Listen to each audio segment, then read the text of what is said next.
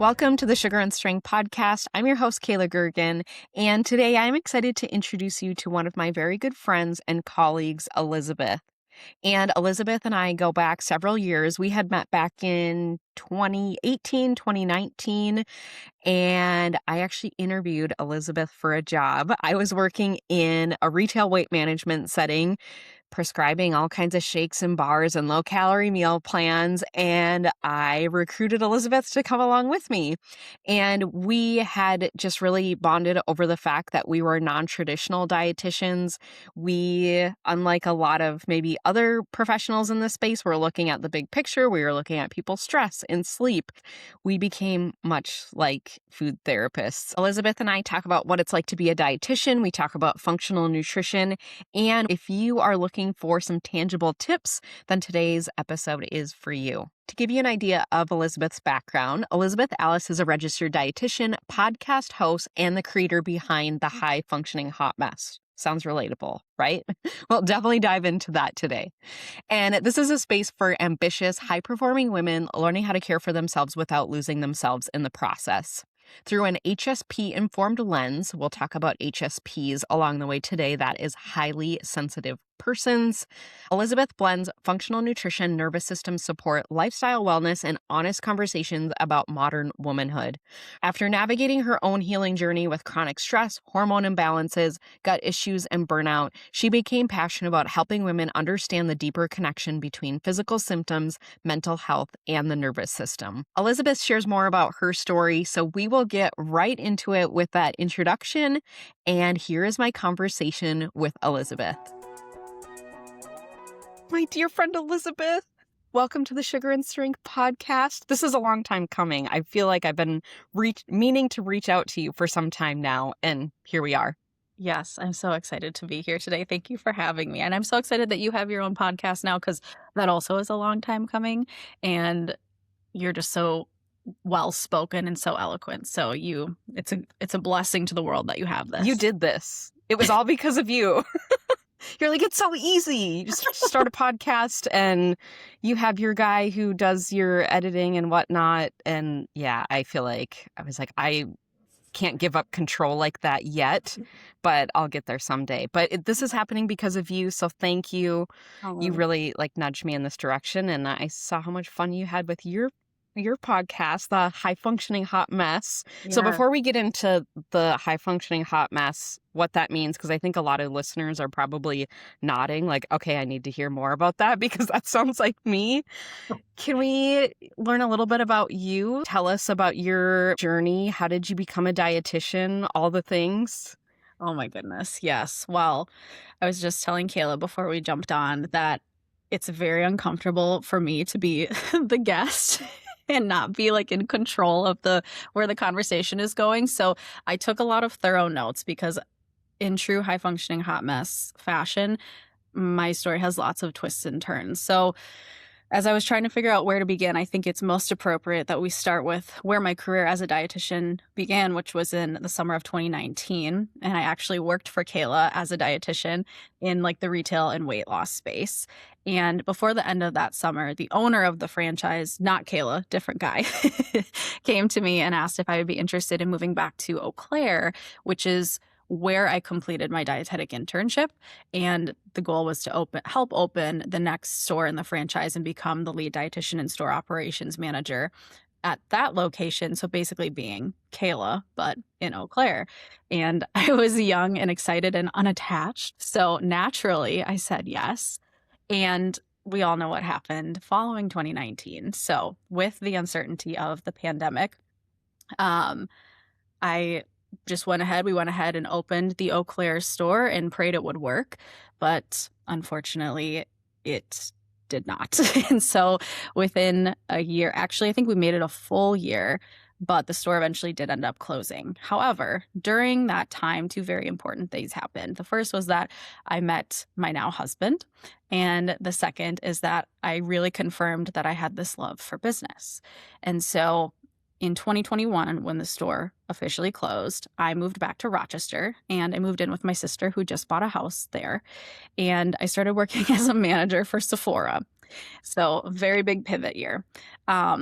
I told myself that it was because I was burnt out from dietetics and just the previous year, but the reality is I just needed a job and I couldn't find a job in the small market of Eau Claire. Dietitian work isn't like always out there. I feel like it is a lot more now, but it wasn't really at the time. And so I moved in with my sister and it ended up being truly like a God thing and a blessing in disguise because when I was living with her, our family went through a couple of very, very difficult things. And it was really good to like have that time to be with her. But as you can imagine, I still had this boyfriend, my now husband, and he was and is a police officer and was working nights and I'm working retail and we're doing long distance and I wanted to be back in Eau Claire with him. So fast forward through a hodgepodge summer of virtual work and part-time dietitian work in Rochester. I did everything I could to move back with him. And I ended up getting a clinical job in Eau Claire working 0.6, so only 3 days a week in Eau Claire. And I was able to still work part-time for an online functional nutrition company. And then I also had built this bridal makeup business on the side because I have these two similar but different passions for nutrition and beauty. And I always joke I can never have like one job at a time. It's just like not in my makeup. So here we are. But I moved back to Wisconsin. We buy a house, we get engaged, and we start planning a wedding. And I think what was so hard is this was what I wanted more than anything. I wanted to be in love and I wanted to get married.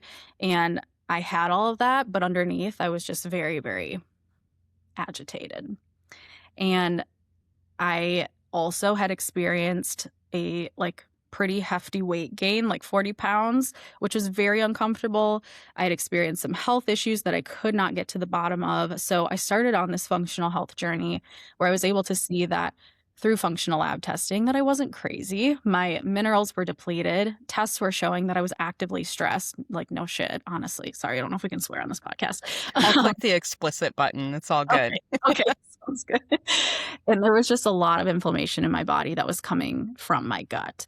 So I started prioritizing nourishment. And by that, I mean eating like actual meals instead of having a Snickers and a Diet Pepsi from the vending machine at Sephora. Because when you work retail, you don't get to have your breaks the way that you would ideally like to. And you're like, 3 meals a day. The dietitian side of me was going a little bit crazy there. And even thinking about how we met just at a weight loss company, essentially, like nourishment is essentially the opposite of what you and I had been doling out, which I know we've, shared offline, our own struggles about that, but just extremely low calories. You're buying a lot of your food from these places, and now you're on the other end of that. Yeah. So just a lot of like undernourishment in general. And I really do believe that's like where my body like started gaining the weight back is because it was prioritizing safety. It was like, hey, I'm finally going to do something with like the resources you're actually finally giving me. And so I have a little bit of a different perspective on weight than a lot of dietitians do. But I also started prioritizing like doing these supplements and protocols, and things did get better. And I even did a little bit of like fat loss leading up to my wedding day. I can say I felt mostly pretty on my wedding day. I think it's hard to, perfectionism is like, oh, I could have done this, but here we are. And we spent like an amazing honeymoon in Hawaii, and all these things were going really well, but things started just continuing to pop up, and this agitation wouldn't go away. And these negative feelings, I couldn't figure out why they wouldn't go away. And, I had my first panic attack on the plane ride to Hawaii. We had just gotten on the plane and I was totally fine. I was actually worried that my husband was going to be the one we'd have to like worry about being stuck on a plane. And all of a sudden it was me. It like came out of nowhere. And yes, I'd always been anxious, but I hadn't ever experienced panic. But, we chalked it up to being claustrophobic and being really tired because we literally got married Saturday and got on the plane at 5 a.m. Monday morning. I can't imagine a worse place to have a panic attack too, like just feeling trapped on a plane in your seat, not able to get up or go anywhere, and knowing that you're buckled in for a 5-hour flight. Yep. And, you're like just a people pleaser too. So God forbid you inconvenience anyone with your absolute like irrational fear that's happening on the plane at the time. It was miserable. And from there, we got home and I just couldn't shake these horrible feelings. And so Labor Day of 2024, I had my first, like, we call it the panic attack that registered. And it sent me kind of into a tailspin where I was always, living in fear of having another one because I couldn't understand why this kept happening to me. And I got dinner with my friend Kendra, who is a therapist, and she's amazing. And I told her about this, like, as we're leaving the restaurant, and she's like, oh, and like what she said just like stuck with me. And she's like, basically, what is happening with a panic attack is like all of the feelings you're feeling, like, are inside this container, and the lid doesn't fit on the container anymore. And so your body's trying to get your attention. And from there, that just led into this whole journey, I guess, of trying to figure out how to regulate my nervous system and slow down and feel these really, really uncomfortable feelings. And that has just turned into how I work with people because we do all these things in the name of health. We take all the supplements, we eat clean, we work out, and we do these things that we hate doing, but it doesn't stick. And then we also have like the emotional traumas or things that we've lived through that we don't really want to deal with. And I think especially as high functioning hot messes, perfectionists, it's easy to, especially business women, we love to work, and work can be the thing that we use as a crutch or the thing that we use to plow over those emotions with productivity rather than actually getting to the root of them. And so that is what I do in my practice now. I really just try to lead people to what I think is going to heal them or help them heal, not me myself being the healer, but hey, maybe like just reflect back to you that we need to have more fun, or we need to find more time for rest, or maybe you do need a supplement, maybe you do need to nourish your body more, but maybe it's actually a really layered approach that we move through. There's so much irony in here, like how we met and how we practice. I think we've often said like how we're non-traditional dietitians in that sense, looking at the big picture versus just giving somebody a meal plan or super strict dietary guidance. I would say it's like, okay, well, how are you sleeping? How's your stress? Or like you said, it's all of those unmentionables that we don't always talk about. And thinking back to some of the things that you mentioned as a dietitian, I feel like too, there's certain pressures, you could say, to look a certain way. And I would imagine just like dealing with weight gain yourself, like how that just gives a whole nother layer to everything. But then on the other end of things, how that really helps you relate to women too, especially just maybe struggling with weight, or they have all of this success in other areas of life, but there's this one thing that's just really sticking, and that could be their health or their weight. And like you said, it's really easy just to bottle things up because when you're busy and productive, you can't process things. It's just way easier and more comfy that way. Yes. So, it's so much more fun to drink a Starbucks and get really jacked up and excited about whatever work project you're excited about than to sit in the sadness that you've been feeling since you were 16 years old. Oh my, there's so much. Yes. I like, so much. And I clearly remember I had my first panic attack. Well, first and only, maybe. I don't know. I was on my way. It was a Monday morning. I was on my way to the clinic, and it was probably after a weekend of too many drinks. So just bad anxiety. Like alcohol certainly doesn't make it any better, but you're just swimming in your feelings. And like you had mentioned, there's no way to put that into words. And I think for a lot of women, that ends up showing up in other areas of life, like poor sleep or emotional eating or acting out on our loved ones. Like we always treat the ones that are closest to us the worst sometimes. They just are on the receiving end of that. So thank you for sharing that. I know it's not always easy. And before we even click record, we were both just really relating to things like imposter syndrome and how we're just always figuring this out.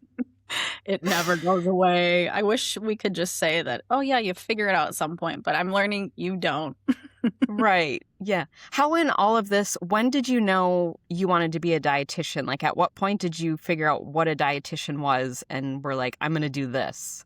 Oh gosh, this isn't even a exciting story, to be honest. But I was in 6th grade, and I just had to be different because I was in 6th grade and I needed to be different from everybody else. And one of my friend's moms was volunteering in our classroom, and I don't know how the conversation came about, but I think someone just asked her like what she does for work, and she's like, "Oh, I'm a dietitian." And I was like, "Cool, I've never heard of someone say they want to be a dietitian before, so I'm going to do that." And then it just stuck. Like I just went to college, and I remember thinking I'll start out in dietetics, but I'm a really indecisive person. I'm probably going to change my mind.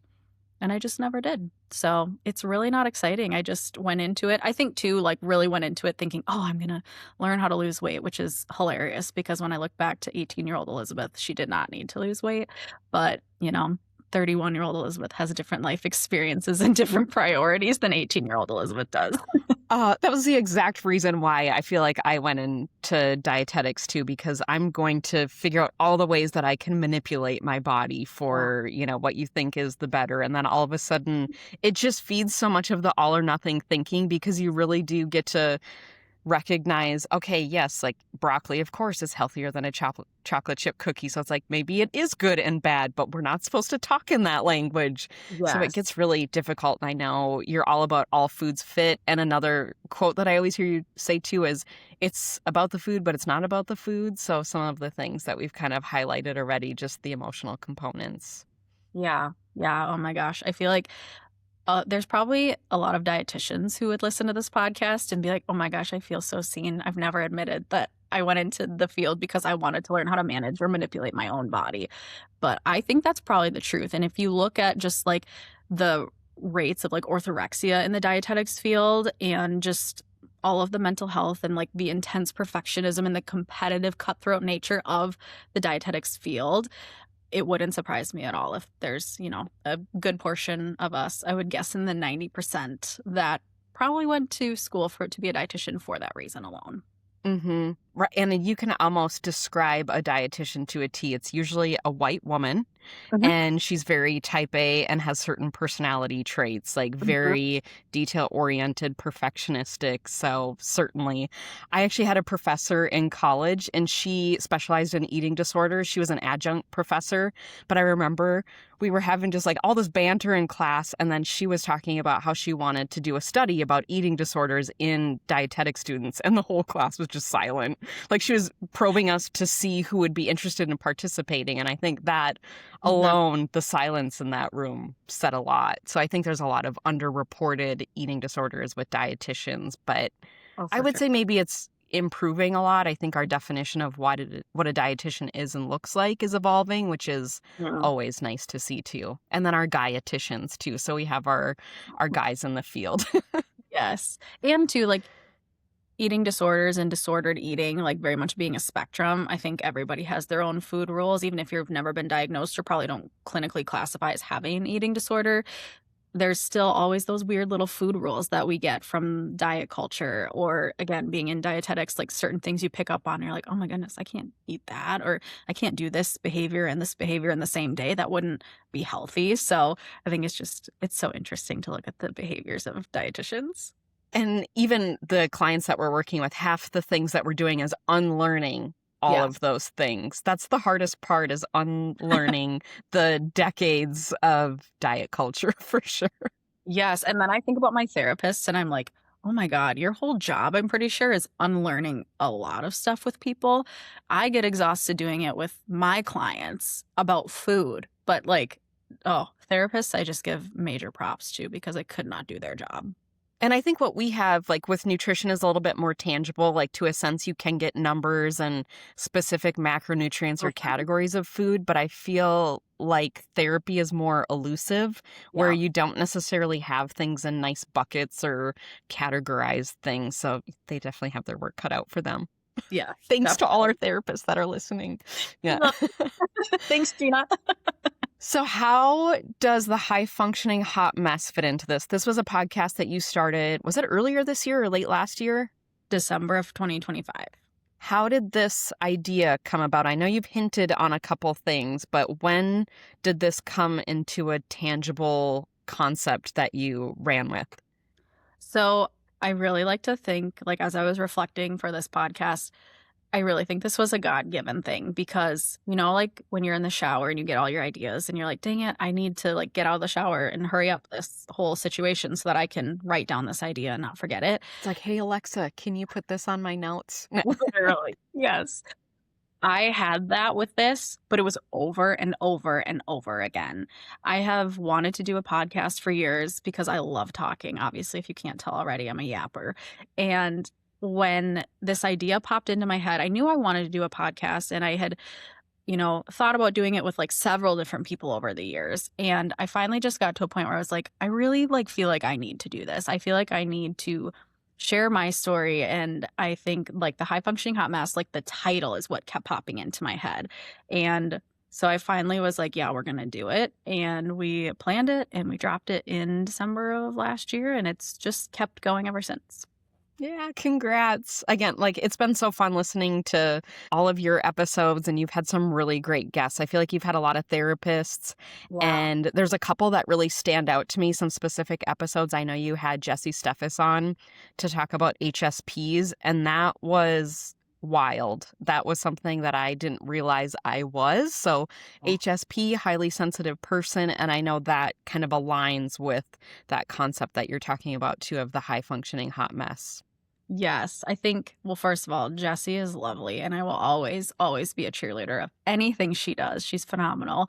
Um, the HSP concept is really, really cool. My therapist actually specializes in working with highly sensitive people, and I think it's really cool. I don't remember the statistic off the top of my head, but it is like technically a genetic trait. There's like, I think 15 to 20% of the population they estimate has this trait.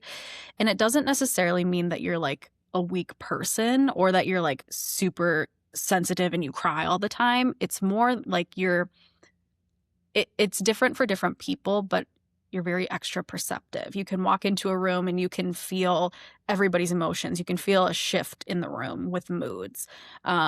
You're probably like really sensitive to like very overstimulating environments. They maybe drain you. And I just think it's so cool to learn this about ourselves because I think a lot of us high functioning hot messes probably were in this category of HSPs or have this trait. And at the same time, we're told, okay, but you need to toughen up. Like, this is life. You need to roll with it. So, also a lot of times HSPs tend to be people pleasers. It's very painful to disappoint others when you're an HSP. And so when you grow up in that environment, and I love my parents. Everybody loves their parents. Nobody's parents are perfect. But I grew up in a household where both my parents met in the National Guard. So like a very military style household. I always joke with my husband, like the expectations were never said, but you knew what they were and you did not cross that line. Like you were going to be good at what you did. And you like not trying wasn't even an option. Like you just did your best. And they weren't like mean about it. You just like knew that. And so there was like this unspoken pressure all the time to do your best. And then I think also couple that with the fact that I went to high school just outside of Rochester, Minnesota, and everybody's parents worked at Mayo Clinic. And it's at least one of your parents did. My dad did. And you're just like, we are excellent. We are the best. We have to be the best. So it was just like all of this unspoken pressure all the time to be and do your best. And I think being the high functioning hot mess came from that, where it was like, okay, at some point, like with like panic or anxiety or just seeing this weight gain, like I guess I don't have as much control as I thought I did. And it's a little bit about like this surrender into just being like, you know what? I think everybody's a little bit of a hot mess. It's just how willing are you to admit it? And also when you do, like the magic that happens of being like, okay, it's okay to be a hot mess. I actually am like so much more free now. Well, and that coupled like that high achievement along with the underlying like discipline and I would think stoic. Like you have all of these things where the bar is set really high. You have to do X, Y, Z, but then you can't show any emotion on the way. Like I can't imagine a worse sentence for something like a highly sensitive person. It's just the opposite. But Yeah. yes, I thank you so much for that episode with Jesse because one thing that you had said that really connected with me is I always thought that highly sensitive meant emotional. And for me to be able to separate those two, I was like, oh my gosh, I am an HSP, even though I don't, find myself crying all the time, for example. So, Right. Exactly. Mhm. Well, and I think, like I guess I wouldn't have like put myself in really like a lot of like a high emotional person. I am, but it's not like in the form of crying. It's more like in the form of like being passionate and caring really deeply. And something else Jessie talks about is like this like, oh gosh, how does she say it? Is it deep inner world? Complex inner world. That's what it is. And I think we tend to be overthinkers. And again, the people pleasing and the sheer like fear of disappointment is so intense because it feels horrible. It's almost like a death sentence to be a disappointment to somebody. And so that just really like amplifies that pressure and makes it harder. And then also, if you do experience intense emotion, which I don't think you need to be an emotional person, an overly emotional person, I should say, to experience deep emotions or negative ones, then it's like, okay, this really horrible thing happens and you need to just get over it. And that is so hard because we are not taught, I don't think any of us are, highly sensitive or not. We're not taught how to sit with and feel an emotion through its total, complete lifespan. I don't even think I know how to do that still. I'm just getting a little bit better at it. And it's very uncomfortable work, but it's been so fruitful for me because it really is. It feels like, in a way, I'm taking this jar, like Kendra, my friend, talked about, with the lid being like too full and it doesn't fit anymore. It's like I'm starting to like piece through and pull out some of those things because I'm like sitting with the emotions a little bit more too. And I think even that, we don't know how to name so many of them. One No. app that I found really helpful, a therapist actually recommended it. It's free. It's called How We Feel, or How You Feel. It's like a black icon with a little rainbow heart on it. And basically you can do little check-ins, or essentially it'll tell you like high energy, low energy, like positive, negative, or maybe it's not even framed like that because there's no such thing as positive and negative or something. It's unpleasant or pleasant, I think is the framing of it. But you can really narrow in what that emotion is. And I think putting a name on it helps, how you mentioned, kind of work through some of what that actually feels like, because it's like, okay, I could be mad, but within feeling mad, there's 10 other ways to describe it. And once you nail it down, I feel like that does help give it a little bit more power or give you some direction to work through as well. Yeah, definitely. And I think too, like if it stays up here in your head, it's so much harder to work through. So whether you're working it through with your therapist or your spouse or a good friend on a walk, on a ruck, or you're typing it into an app or you're journaling, you're getting it out of your head. And like you said, naming it just gives it, like, I think, more validity, and it helps to just make sense of it. Where when it's just up here on this constant hamster wheel, it's exhausting you, and it's usually getting like blown out of proportion more than it already is. It's probably a very valid feeling, but it's becoming a bigger like infestation, if you will, in your mind than it needs to. And you don't realize what that root cause is until you're talking to somebody, writing it out. Once you have the power in words, whether that's verbal or written, it's like, where's the pen going with this? You're like, I had no idea that was the source of this. And then you can step backwards a little bit, much like functional nutrition. So you'd mentioned functional nutrition earlier. I feel like a lot of folks don't even realize what functional nutrition is. For the layperson, can you tell us what it is? Why is it different than like normal nutrition or conventional nutrition? To me, I feel like functional nutrition is just being more efficient because we're getting really personalized and to the root of what your body needs. So I like to weave in a lot of relationship with food and with your body because I believe, like, I tell my clients this all the time, like, you know your body best, but we're just going to use like functional lab testing to get to the root of what we probably need a little bit more, something a little bit more tangible. Because like we were talking about with therapy and things like that, sometimes it can just feel so abstract, or like when we're feeling really crummy physically, it can get amplified in our head. So I think just having it out on paper makes it so much easier, something more tangible. So functional lab testing is really helpful for that. And that's obviously a big part of functional nutrition. But I think functional nutrition is really just getting to the root of why you're not feeling good. And I think of it as like there's all these different layers. Like, let's start with like the most foundational piece we can and then build from there with healing and protocols and such. What are some examples of like a functional lab test? Is this something I can just go to my doctor and ask them for? No, you can't, because they probably wouldn't recognize it in the conventional world. And I want to make it very clear that like I'm not anti like conventional medicine by any means.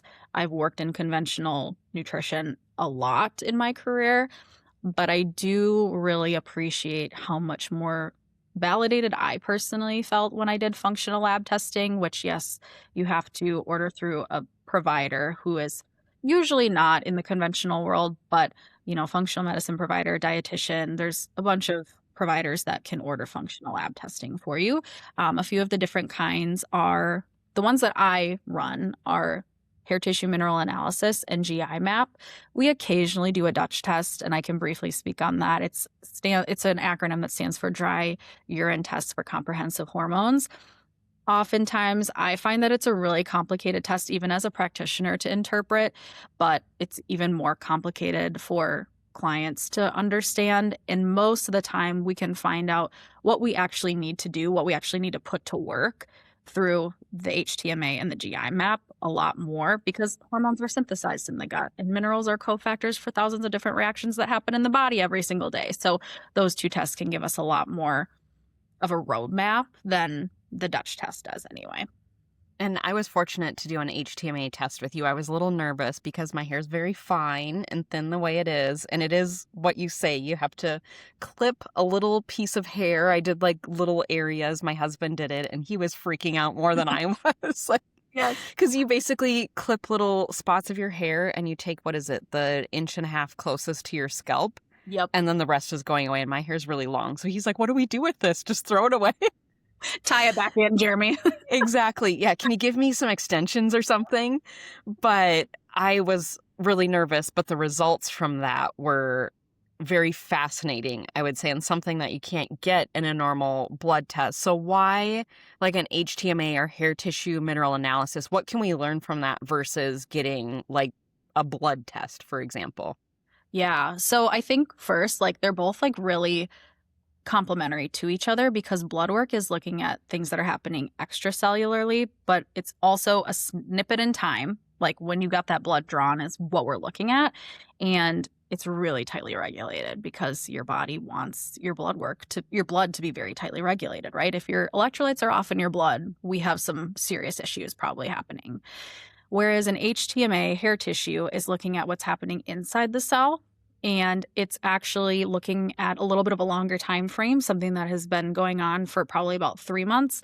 But then also a lot of patterns, depleted patterns or current stress patterns are influenced by what has happened to us in the years previously. So it's really cool to look at an HTMA and see very tangibly for clients how stressed they are and how that's impacting their body physically. Again, like we talked about with therapy, it's a little bit more abstract, a little bit more elusive, these like emotional things, but stress has a very physical impact on the body. And we can see that very clearly in an HTMA. So an HTMA is essentially a hemoglobin A1C for your minerals. Kind of. I know. Maybe. I always think about that. After the previous 3 months, your average of what's going on. Yes. And I thought it was really interesting. So there's different ratios of, like, if I remember right, there's blood sugar ratios, there's vitality ratios, hormones. Are there any sort of trends or patterns that you see in your high functioning, hot messes, high performing perfectionist females? Is there any certain pattern that you see come up a lot?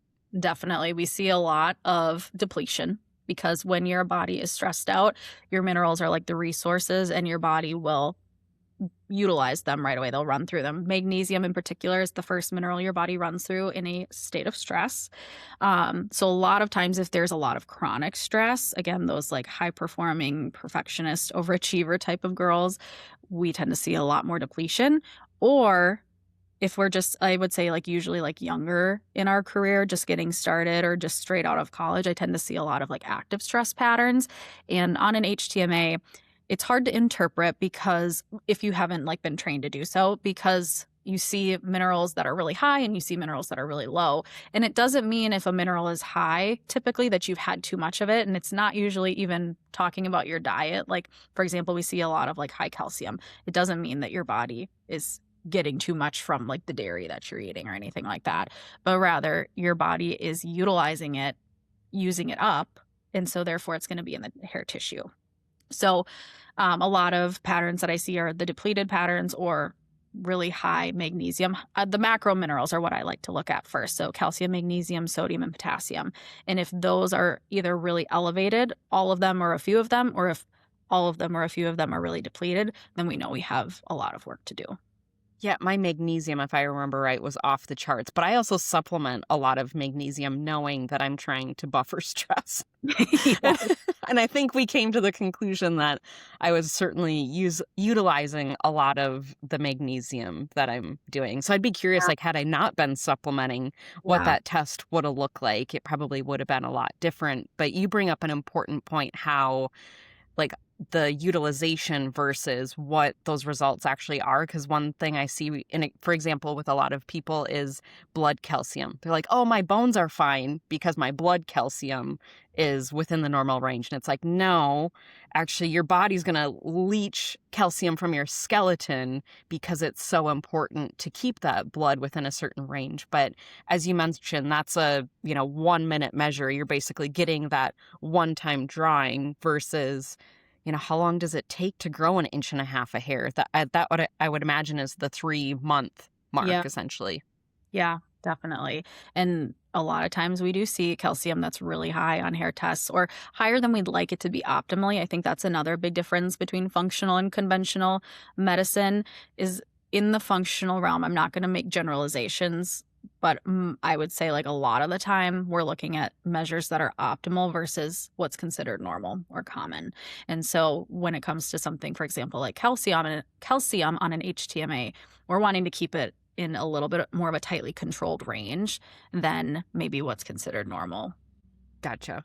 What does it look like? So I kind of alluded to the snipping a piece of your hair. Can you walk us through the process for an HTMA, like what you do, how you take those results, what that looks like once somebody has their test? So when someone's test results come in, I take a look at everything. Like I said, I love to look at the macro minerals first: calcium, magnesium, sodium, and potassium. Then there's a whole other string of supporting minerals. So another one I look at a lot is copper, because copper is one that's commonly bio-unavailable for the body to use. And we see a lot of hidden copper toxicity, which can be related to a lot of like histamine reactions. So a lot of like migraines and skin reactions and high estrogen symptoms. So uncomfortable periods, things like that. Iron, I will say, is one that is actually better tested in the blood. We do have a measure of iron on the HTMA, but I usually just skip over that mineral because blood work is actually going to be more beneficial for that one. But then we have like what you mentioned earlier, the significant ratios. So we have your nervous system ratio, which tells us which side of your nervous system your body has a preference for. So we have parasympathetic nervous system dominance versus sympathetic nervous system dominance. And that's actually what determines your metabolic type. So everybody is also assigned with their HTMA a metabolic type, either slow or fast. And that is associated with that nervous system ratio. So for example, if your nervous system ratio indicates that you have parasympathetic nervous system dominance, then your body is your metabolic type would be a slow 1, 2, 3, or 4. You're assigned a number that goes with it. And then if it has that tendency for sympathetic nervous system dominance, then you'd be assigned a fast metabolic type. And that comes with like a whole list of symptoms as well. And then we have our vitality ratio. We have the blood sugar ratio. We have the thyroid hormone ratio, which is really interesting and talks about how well your body is utilizing thyroid hormone. So a lot of times I see women who have normal thyroid panels come back, but on their HTMA from a cellular level. I also like to point out these tests are not diagnostic. That's like outside of the scope, but they can give us a lot of really interesting clues on like maybe things we can catch earlier. It's a little bit more preventative than the typical conventional labs that we're getting run. And then we take all of that information and I create a protocol, and we are looking at things like nutrition. So what foods do we want to support the body with more of? Lifestyle. So a lot of stress management techniques. And I really try to bring in like a lot of tangibility here because it's so annoying when someone's like, manage your stress. And it's like, cool, I would if I could. Thank you so much. It's like the eat less, move more. Yes, exactly. Not really helpful. So, we're looking at our day. How are we starting our day? Are we getting outside? Are we always on screens? What do we do for fun? How's your spiritual health? What is fun? Literally, right? Like, what are the things that we can be doing to just, I always describe it as like stress as a bucket. And, you can't always take out all the things that are in the bucket, at least not right away. Maybe eventually you'll be able to. But if we don't address them in some capacity, we're going to keep running through these minerals. And you can, if you're thinking of things you can pour into the bucket to help yourself, you can pour in more mineral supplements, you can pour in clean eating, you can work out perfectly. But until you address the root of the stress, you're pouring water into a bucket that's got a hole in it. And so you can only keep up with repleting the minerals to the extent that you can keep up with how fast they're being run through. So your best bet is to actually get to the root of it and figure out what's causing the stress in the first place. Or on the flip side, again, kind of bucket analogy, how can you make that stress bucket bigger? In other words, build more resilience to stress. So that's a big part of the lifestyle piece. But then also we can look at things that can be just like physically supportive for your body. I'm thinking of like lymphatic drainage, circadian rhythm work, just optimizing like the body's natural detoxification pathways. And then we get to supplementation, which I know can be a little bit of a controversial subject within the realm of dietetics because they're not regulated, and I'm very aware of that. So that just kind of comes down to on an as-needed basis, but I would say personally I've taken a little bit more of a turn towards pro-supplementation just because over the years when I've worked with people, we absolutely can see progress and success with just mostly food, an occasional supplement here and there, and a lot of lifestyle work. And I do think that's important as a first layer, as a foundational approach, especially for maintaining anything you heal long-term. But sometimes we just got to dig ourselves out of a hole. And so supplements can be really helpful with that. Mm-hmm. Well, and I think a lot of women probably want to hear that they can take a supplement and not manage their stress because I love the bucket analogy because I think that helps give a good visual to it, like the water going into a bucket with holes. If you're not getting to that root cause, you're probably throwing, money, time, and energy down the drain if you're not really getting to the thing that's the source of your issues. Yeah. So, but I was really appreciative of my HTMA. I know I took some of the things that I discovered, how you had mentioned the thyroid, the early onset of something. So I did have my thyroid labs like looked at deeper with my practitioner, and she's probably a little more functionally than more providers. So she has been awesome. She does a lot of like extra tests when I ask her for it and never bats an eye. And I think I was a fast 2, so more sympathetic or fight or flight, which I guess I'm not surprised by. But I think a lot of women, like especially high functioning hot messes, I hear from so many people how uncomfortable it is to try and do more of those calming things, or how so many people just thrive in stress. I don't know if that's something that you see a lot, or if there's like a standout thing that might help these women in particular maybe lean into that a little bit more. These people who are like, I can't not be stressed, or like it feels uncomfy to have that calmness. Yes. I think of every woman in my family when I hear that. We're all just like, why would we sit still? That's when the thoughts come into our heads and we don't want to think about those things. So what I have done in my own life is, and it's hard because also we're like all or nothing. So it's like, well, I know now that I've like drank the Kool-Aid, so to speak, and I know that I need to calm down and I need to really work on regulating my nervous system. At first, I really struggled with trying to like be calm all the time. And honestly, that made my body stress out more. Oh, that's the worst, when somebody's just like, calm down. It's like that, it does not help the situation. Yes. And so what I leaned into was just doing a little bit at a time. And it took me a while because I still had this like tendency to be like, no, I need to be like really present and I need to be here and I need to like be calm right now. And it's like, of course, I'm like forcing myself, pressuring myself into being calm, which is not productive and doing the opposite of what we needed it to be doing. So what I would encourage women in a similar season or state of life to be doing is find like 10 minutes a day. If that's all you can do. If you can do 30 minutes, better. If you have a weekend where you can do a couple hours, amazing. But if you can incorporate on a regular basis a small snippet of time in your day to do something that genuinely relaxes you, that's what I would do. And for me, it was hard to just, like just go sit. So that's where hobbies came in for me. It was things I could do with my hands that got me out of my head. And helped me realize like I could actually be present, but I wasn't just doing nothing, because I can't just do nothing. It's not in my genetic makeup to just do nothing unless I've like hit complete burnout. There are seasons, where you're just sitting and watching Netflix all day. But is that really relaxing, or is it just numbing, right? So I think it's just being honest with ourselves too, of like, okay, sure, maybe we like get to the end of our day and we're unwinding. I hear this a lot with clients. Like, I'll say, what's your bedtime wind down routine look like? Well, we watch a show before bed, and that's fine. I'm not saying don't watch shows. Like, me and my husband watch a show every single night too. But can we reduce the screens? Can we get outside more? Can we find something that genuinely brings you more joy? Maybe it's reading a book or journaling or getting into your devotional. Maybe it's going for a walk without your phone, without a podcast. Maybe it's a walk with your partner so that you can actually connect together without something distracting you. But just finding that time in your day or in your week to truly like get present, but it doesn't have to be for a long time, because that can be really uncomfortable too. It's like one chapter at a time, one walk at a time. And now you're the hobby queen, like sourdough, diamond dots. You painted a birdhouse or something. Didn't you do that No. recently? I was like, who are you? Yeah. No, it's so weird. I really I think too, kind of going back to our earlier conversation about being like an HSP and being in maybe like a household where it was like work is very, like, you can't enjoy life until your work is done. And to Work an hard, extent, play hard. yes.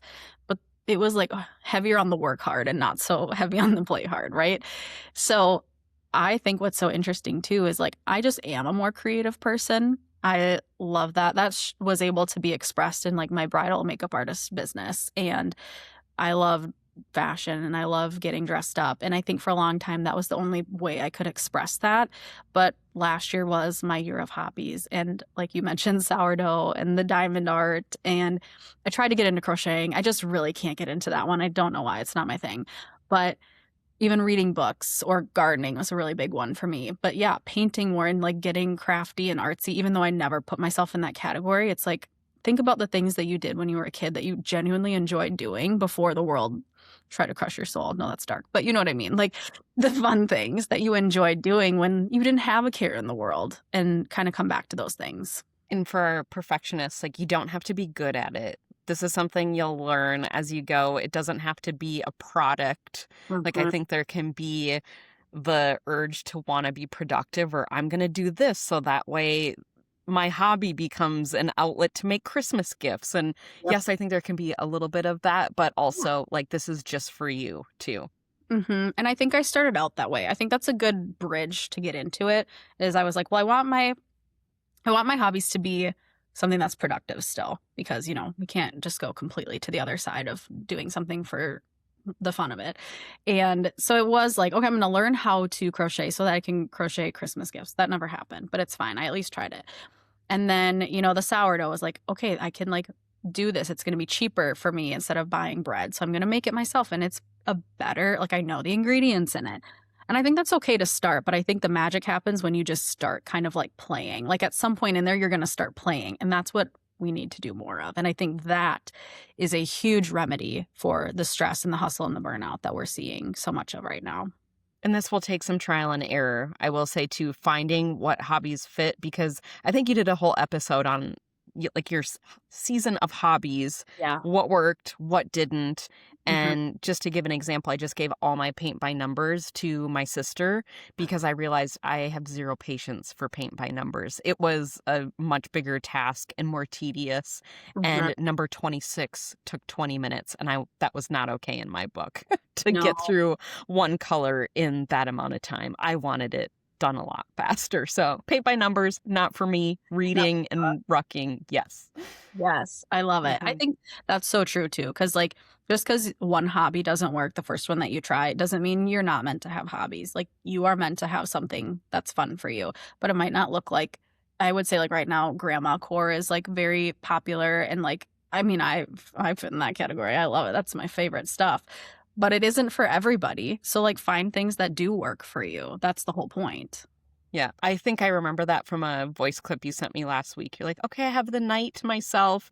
I didn't know if I'm going to do diamond art or watercolor or something. And I was like, wow. That is like a grandma decision. Maybe you have all this time on your hands and yeah, what a Mhm. pleasure. It is. It's lovely. So that tells us a little bit about HTMA. How about the GI map? And I never know what to call this, like a stool test, microbiome test, GI map. Is that the correct terminology? Yeah, I call it a GI map. That's like its name, but you're right. It is a stool test. And it's an at-home stool test that you collect the sample in the comfort of your own home. And I will admit it's a very humbling test. Kayla has heard my husband talk all about his experience with it. He was very animated, Yeah. and I'll probably never look at a nacho dish the same. Like the paper nacho boats, because it I sounded to know. me, I've never done one of these tests, Yeah. but Ty was very animated and like him having an imaginary nacho boat in his hand and how the stool sample collection went about or something. I was there when he took that sample and I was in the other room. The door was shut. Okay. Thanks for clarifying. Yeah. Yes, yes. He was living with his brother at the time, and his brother and I were just sitting in the kitchen having a conversation, and I heard my husband like shouting from the other room like, "Oh my god, what are we doing?" But that is like a worst case scenario of what that test feels like. Maybe it's what you're saying internally, but all like jokes aside, I find that that test is incredibly helpful. Like it's worth the uncomfortableness of this sample collection because you can learn so much. And I've seen so much success from clients that we've done the test, we've done a protocol, and maybe they were constipated chronically for years and now they just went on vacation, which is when everybody gets constipated, right? Oh yeah, these bowels don't travel. It's like Yes. a week prep if I know I'm going somewhere. Exactly. And this client literally who is chronically constipated was like, I didn't get constipated when I went on vacation, and she's still regular and normal. And so that's one example of something we can learn from a GI map is, like motility things. We learn a lot about the beneficial bacteria in the gut. We can see a lot about um, opportunistic overgrowth bacteria. So maybe like the bad bacteria is like one way to This would be like SIBO, like the small intestinal bacteria overgrowth. Is that um, a little bit, yeah, we can kind of okay? detect some of that stuff.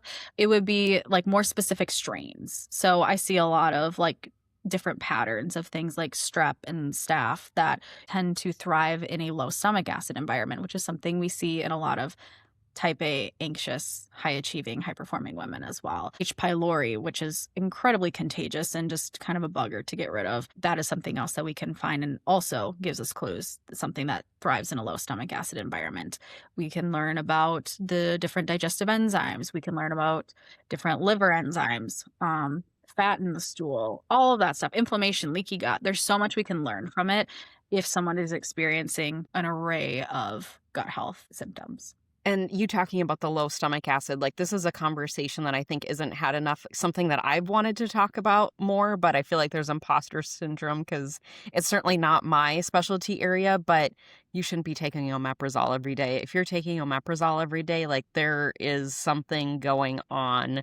And yeah, you're not getting a lot of those minerals. You're suppressing a lot of that stomach acid and then mineral depletion. And then it's just a vicious cycle from there. And So stomach acid is how we break down our food, right? So it's so important for the digestion of the food that we're eating and to get those nutrients into our body. So making sure that we can like support our body, that's something we'll build into a protocol is ways to excuse me, ways to help the body produce its own stomach acid in healthy amounts. low stomach acid, we're not getting enough acid to digest our food. What are some things to help stimulate like natural digestion? Is this something we have to have a GI map so we know specific bacteria, or are there more general ways that help aid that? There's definitely some more general things we can do. So I always think like as a dietitian, we have like the order of operations, if you will. We want to be nourishing our body consistently, giving it the building blocks to just even like have enough food to do what it needs to do. Then of course, like the blood sugar balance plates are kind of like the next level that I have people focus on. And then from there are some things we can do that help the body stimulate its own production of stomach acid. And so things like more bitter foods, thinking like arugula, kale, dandelion root tea, dill, fennel seeds. Sometimes I have clients eat like a an eighth to a quarter of a teaspoon of fennel seeds, just chew and swallow them right before a meal. It is not the most pleasant thing in the world because it is pretty bitter, but that's the point, and that can really help with digestion too. Something also that I do first thing in the morning is take a pinch of sea salt and put it under my tongue and then follow it with a glass of water, and that can help because sodium is an important component of stomach acid. So that's something that helps me first thing in the morning, especially because I tend to feel a little like, I don't even know how to describe it, but just not quite right in the morning after I eat breakfast, and that's been something that's been helpful for me too. It's wild too. I'll have electrolytes with some sodium and I feel a world of difference better, especially if it's right away in the morning. That makes a difference. So would that be an equivalent? So instead of doing like the salt under the tongue, like some electrolytes with sodium, would that get you the same result? It would under your tongue's obviously gonna be a little faster. So that's the reason that we do it that way. Food, movement, minerals, and sunlight are the things I recommend first thing in the morning to just help with not only like stomach acid production, but just like healthy hormones in general. How about apple cider vinegar? But then I know there's the concern of enamel and basically Yeah. eroding your teeth. Yeah. With that, it's an option. I think it's a little bit less tolerated. It can be a little bit harder on the stomach than doing like the bitter foods or like the fennel seeds. And some people will do like digestive bitters. You can buy those like in a dropper and do those before meals too. Or even if you forget before meals, like again, to help with those of us who are more all or nothing, you can do them during or right after as well. It's going to still help. But the idea is to help like get the body in the state of being ready to like break down food. And also, really, what we should be talking about first before any of this is getting your body in that parasympathetic nervous system activated state, which is rest and digest. So, eating on the go, eating while we're getting everybody ready for school. Sitting down, like actually sitting down when you eat. Strange Yes. concept, right? Exactly. That, not having a screen in front of us, which is so hard. One of my favorite guilty pleasures is like eating and watching a show. So I get it. But it's just this like constant distraction from living real life that I think is making us so chronically ill. And at the very like base of all of this, we can eat the different fun foods or take the little supplements. But again, just coming back to what's going to help us get into that regulated state. It might be, like you said, just sitting down to eat the meal. Eating with other people is really great. So, family dinners and conversations, eating with your partner, even like trying to sit down and eat with your coworkers and not be on your phone. That can be really helpful. Sitting down and taking just a few deep breaths, doing a round of box breathing before you eat can help get your body in that state. I'm guilty of this where it's like, "Ugh, I don't want to sit and breathe. I just want to eat my food. I'm so hungry." But While I check my email. literally, like the worst things we could be doing. But also, like, which one do we want more? Do we want to get better or do we want to, keep working and keep burning out? Mm-hmm. And I think just having that said out loud, thinking about if you're in that stress state all day long, like specifically if you're at work, just taking that time to make time to rest and digest. And I think naturally that just makes me pause a little bit and think about how I approach a meal without even considering what's on my plate. What am I doing Yeah. to prepare essentially for the meal and getting off of omeprazole? So Mhm. I see a lot of people just proactively taking it, and I'm sure you might need it. But Mhm. I see a lot of times too, where especially with my women who've had bariatric surgery and then their surgeon tells them to start taking an antacid and just tells them that they never have to stop. Mm. And I've weaned so many people off of their antacid just because they never really needed it. Or maybe it was, proactive or preventative in the short term, but just also recognizing that just stopping something like that cold turkey, you can get some rebound acid.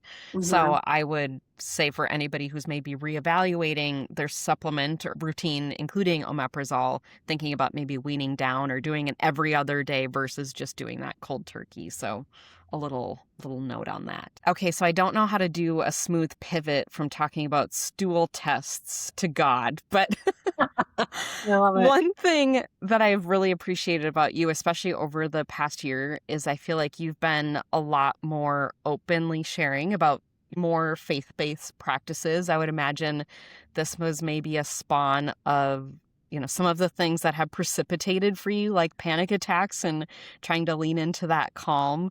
I know Mm. you've turned me on to some amazing resources like the Abiding Together podcast. Oh my gosh. I love that. So it's a Catholic podcast, but there are so many amazing nuggets of information in Oh, there. And I find myself looking forward to that one. All of their voices are so calm, and I have told you, I'm just a little baby Christian, trying to, get my training wheels. And this is yeah. something that I know I've found a lot of, I think, grounding in. I got my new women's study Bible earlier this week, and it's been just a practice that I have really enjoyed over the past week, is sitting down with my Bible and my coffee and my devotional. And then my kitty knows, oh, it's time. This is a little ritual we're having now.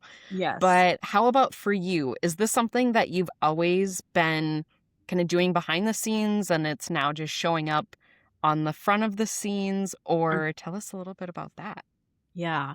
I was born and raised Catholic, and I don't think I ever had the oh, my parents are making me go to church. I am a rebel about it. I don't feel like I ever had that. I definitely was the kid who was like every other kid, this is boring. I don't want to go. But again, you just go to church because that's what your family's doing. And I think I always had a little bit of my own special devotion to my faith and God. I think I've just always been pretty spiritual. I wouldn't put myself as hardcore religious, but I do find a lot of comfort and stability in my faith in the more religious sense, especially the older I get. And yes, especially navigating a lot of grief and loss over the past 5 years. It has just deepened. And I was just listening to Abiding Together this morning, and I can't remember what the episode's called. It's something um wounded healers or something like that. It was just a really good one on how our wounds end up being the things that make us create deeper intimacy with God. And I'm well, that pretty much sums it up, because yes, to answer your question, it's always kind of been there.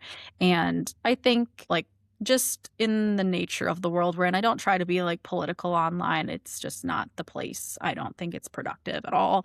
And I think religion and politics are tricky subjects to navigate, especially when you're growing a business online, right? But I'm at a point now where my faith has gotten me through so much when it comes to my mental health and just being able to sit with these emotions. And I think for a while I was yep, I'm checking the boxes. I'm getting up and I'm reading my devotional and doing my prayer journaling and I'm going to therapy. And why isn't this working? Why isn't this working? Why am I still feeling like I'm going to panic? And I think too, when I really look at the last year and a half where panic has become a part of my life, it has only happened truly a total of I can count on one hand the number of times that it's truly happened. But I just lived in so much fear of it happening again because it's not a pleasant experience. And I didn't want it to just happen when it would be inconvenient. And that's where I think that particular pain point in my life is where I've found my deepest connection with God, because, oh my gosh, I don't want to cry on this podcast, but I think of one place in particular. I was at a point where I didn't want to leave my house. I was really afraid of leaving the house. And my husband has been incredible, and he's just learned how to hold my nervous system in such a caring way. And our faith together has really started to grow, which has been really fun to be a part of and just very beautiful. And so one thing that we started to do is really prioritize going to church together, because it's easy to just not go. And if one person is gone, it's oh, well, I'm not going to go. He's not here, and we still do that. So I'm not saying I've got this figured out or I'm perfect or anything. But there was one time we went to mass and I was sitting there feeling really anxious, right? It's church. You don't want to freak out. You don't want to have to get up and leave. That's where the thoughts kind of start It's worse going. than the airplane. Don't have a panic attack here. Literally. Yes. That's Mhm. not supposed to happen. And I just looked up at the crucifix, right? In the Catholic Church, Jesus is hanging on the cross.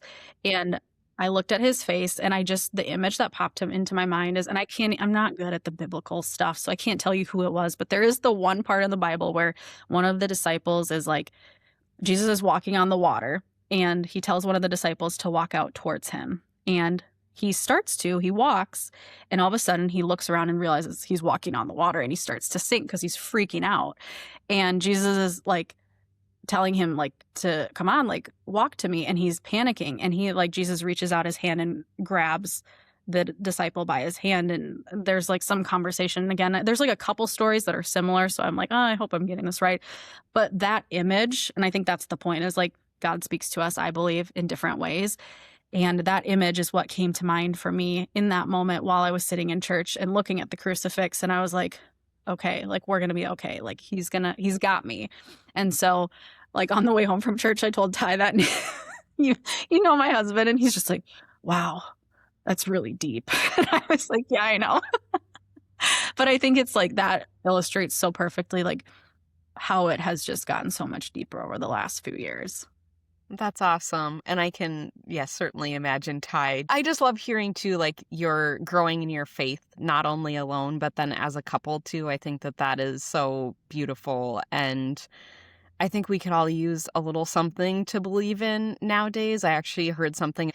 I don't know if it was like the Catholic Church in particular or just other churches in general, people just looking for more spiritual ways, whatever that looks like. And I know it looks different for everybody. It could be a certain denomination. It could be spending more time in nature. I know that was a big thing for me when you look around at nature and the cycles, or even just how you had mentioned organic chemistry earlier, learning about sodium potassium pumps. You're like, there's got to be something greater, like how intricate and resilient and amazing the human body is. I feel like I'm just in awe by things that are biological or nature. And it's like, what is all this? I certainly think we need that to help connect us all and see the humanity and love each other more and all of that. Yes, because all of this stuff doesn't matter unless there's something else that's right. bigger. It doesn't matter if your inbox has 0 emails or if you are number 1 in sales this month or whatever that is. It really makes you, I think, put a mirror up and see, are those things that you're doing,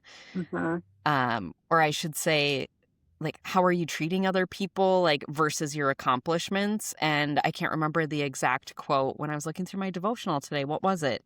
It was talking about just how instead of having all of those accomplishments, like it's really how you're treating other people, which I think we inherently know, but sometimes that's just hard to practice because sometimes that's a little less tangible and we're all indoors and, you know, not socializing as much as we used to either. So, right. And I think it's Mother Teresa who says, if you want to change the world, start at home or love like your family or something like that. And I'm like, oh, right? Like, I'm just not always that nice to my husband. I should probably be nicer. yeah. And even that, like that example is how the people closest to us, we tend to act out on. And yeah, it really does, I think, start at home. Well, how about you? Like any projects or events, anything that's coming up for you that you're excited about?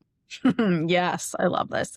Well, and thanks to Kayla because she really helped me like pull out like what I needed to do and how this project came to be. But I love Little House on the Prairie, and I'm not going to get into it because there's a whole series that I'm excited about that explains this to you. But this summer on the High Functioning Hot Mess, we are doing something a little bit different, and we are doing a summer book study on the Little House on the Prairie series. Just the first 2 books, Little House in the Big Woods and Little House on the Prairie, and really just how it connects back to slower living, nervous system regulation, and some of this like authentic connection and faith and things that I think so many of us are craving. And also because Netflix is doing a reboot of the series this July. And so I have on my podcast a series, the first 3 episodes will be out by the time this podcast airs. I'm just talking about my story and my thoughts on the reboot. And then the beginning of June, we are going to start digging into the books, and there'll be more to come on that throughout the summer. But you don't need to read the books in order to listen. You don't need to be like, it's not like homework or anything like that. It's just meant to be something fun and a different way to like reflect on a lot of the same things we're talking about in this conversation today. But yes, Kayla had a big role in helping me. I was telling her about like, oh my gosh, the series is coming out, but like I've been reading these books for like over a year now, year and a half. She was mad about it. Like she's been in this deep and now it's like trending and you were way ahead of the trend. I set the freaking trend. And so now there's a summer series about it on my podcast, which has been really fun. Yeah, I was like, you got to leverage this. Like, you know all the ins and out. You've been doing this for how long? And now you can help bring more Little House on the Prairie to more people. So I'm excited. I think I might like get the books, and I should reserve them from the library as I'm Yes. thinking about that. Because I read them as a young girl, but Mhm. I really don't remember. Like when I hear you talk about like, is it Laura and Pa and Mhm. Ma and Yep. Arthur or something? I can't No. remember. Like all the names are very familiar, but I feel like I don't remember much of the storyline at all. And certainly I can see where there's lots of lessons that we can pull out, especially in relation to today's conversation of all Yes. of the outperforming and always constantly striving. You just think Mhm. of, yeah, oh, things were a lot simpler back then. Yes, yes. I don't wanna go back to living back then because modern medicine and technology and things have made our life really easy. Something I will say that my therapist had kind of brought up with me is she's like, "It hasn't been that long in total human history that we weren't just living to survive." Like, now is the first time in our lives we get to enjoy things. But I think that's also come with a lot of, like, things have been too easy, and so now we don't know what to do with all of this, like, extra like, we haven't evolved at the same rate that everything, like technology and medicine has. So just connecting to some of the same themes, but also I think it's important not to romanticize the fact that like, they lived through a lot of like scary things and didn't have like a lot of the things that we can be grateful for today too. For sure. Yeah, I think about how our brain isn't meant to comprehend all of the news cycles that we're getting 24/7 versus Little House on the Prairie days where you're waiting for something to come via mail, or maybe they didn't even have mail. I don't know how word Yes. got out at that point in time.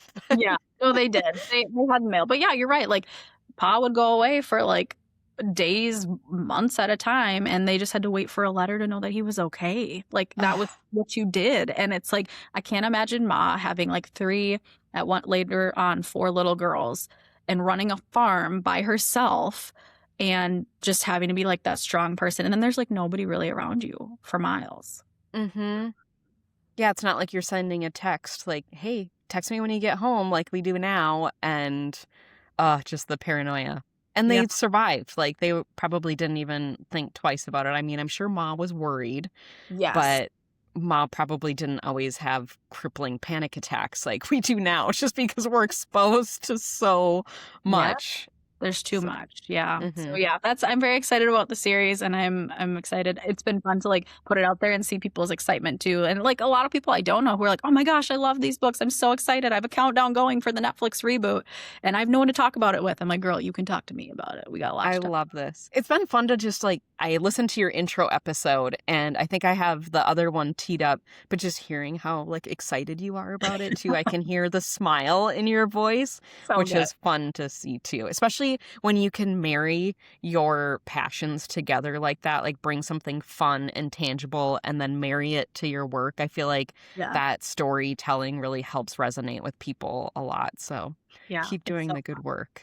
Thank you. Yes. So if listeners wanted to connect with you or your work, where should they reach out? So on Instagram, I am the high functioning hot mess at the high functioning hot mess. And then on TikTok, I am at high functioning underscore hot mess. The high functioning hot mess was already taken. So, Really? If this is popular, yeah, it's growing. mm, so those are the two places I hang out the most. I do have a website. It's just www.elizabethallicellc.com. And there's more information there on like testing, things like that. But you can usually navigate to all of that through my Instagram as the main place. Perfect. I'll tag everything too in the show notes. So we'll put your Instagram, we'll put your podcast and your contact form up there as well. So if listeners want to grab that. Otherwise, thank you so much for your time, dear friend. It's nice to be able to talk with you in real time. I know usually we're voice clipping back and forth throughout the day. And if I go more than a few days without hearing your voice, it always feels strange, like something's missing. Oh, same. I was like thinking about this the other day. It's like so fun to like, especially both of us being business owners. It's so nice to have someone to just kind of like go through that part of life with because it's not something that everybody can It relate gets to. to be a lonely island out Yeah. here. Yeah. So I'm Right. very grateful for you and I'm grateful to be on your podcast. Thank you for having me. Absolutely. Thank you so much.